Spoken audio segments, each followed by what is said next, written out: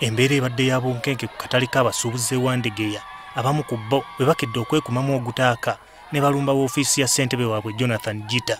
Kigambibwa nti bano baasudde ebintu ebweru omubadde entebe ssaako n'ebintu ebirala. Mu ofiisi ye mugagga ffe tuli baavu tasobola abantu olinga abasuubuzi yatula butuuzi mu ntebe y'ekwenyola bwenyuuzi olira abantu obugundi bwonna abussaako obuyumba bwonna abussaako siiru.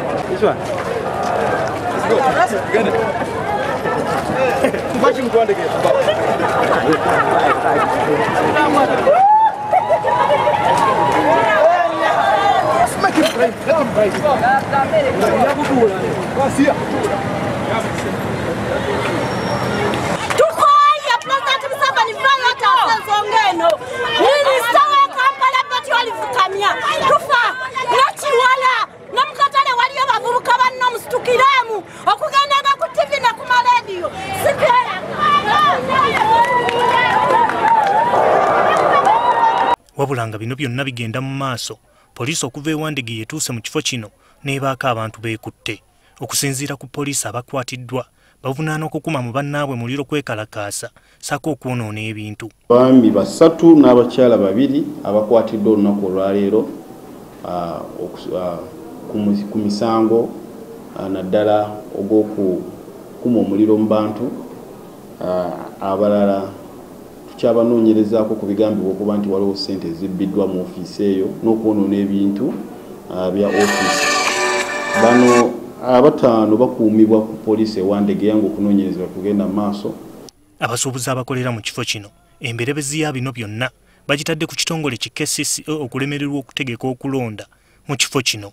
Gitaffe KCCA amuteekawo nga chairman agire ng'abeerawo olw'ensonga akatale tekayina ki mukulembeze.